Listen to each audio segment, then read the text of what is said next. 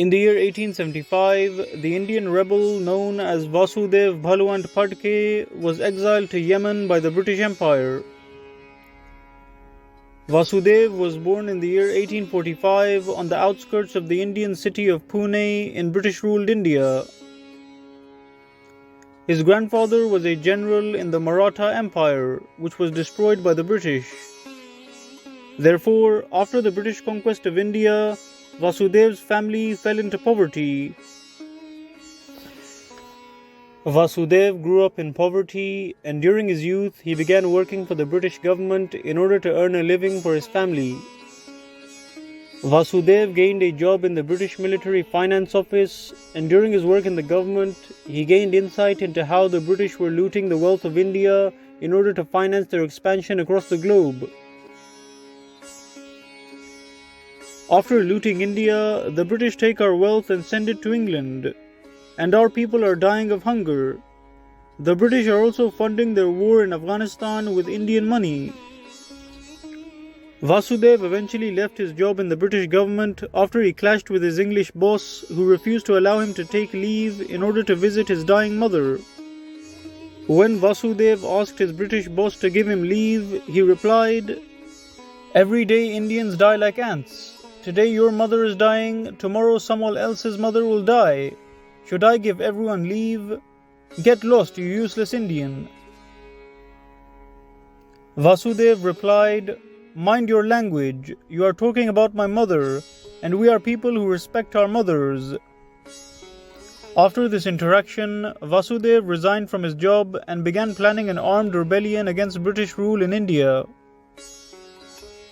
During his job in the British Military Finance Office, Vasudev had gained knowledge about British weapons and ammunition depots and military bases across India. He used this knowledge to plan attacks against the British Army, and he began recruiting a rebel army in the region of Maharashtra. Vasudev eventually assembled an army of hundreds of men and began attacking British police stations, army checkpoints, and railway lines, and he managed to kill many British soldiers and loot their weapons. Vasudev's army continued to grow larger and larger, and his army consisted of both Hindus and Muslims. Vasudev called on Indians to put aside their differences and expel the British from India. The British could not defeat his rebel army as they used guerrilla tactics and would move from village to village due to the popular support of the common people. Vasudev was highly popular as he would distribute money to the poor after looting it from the British. He also built dozens of schools, hospitals, and factories across poor regions of India. Therefore, Vasudev's popularity extended beyond his own region to other parts of India, and many people stopped paying taxes to the British and instead began funding Vasudev's rebel army.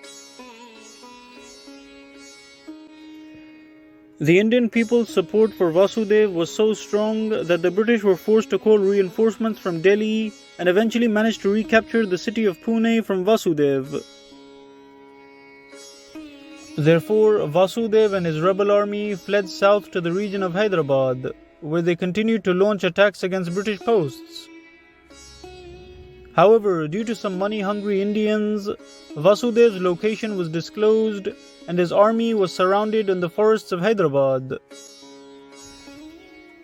Vasudev was then arrested and exiled to Yemen.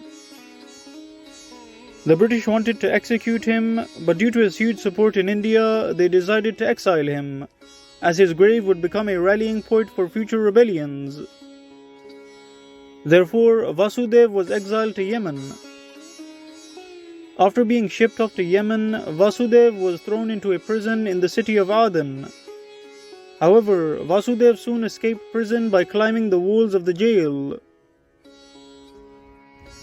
After escaping prison, Vasudev fled to the Yemeni desert, but was soon captured and thrown back into the prison by the British.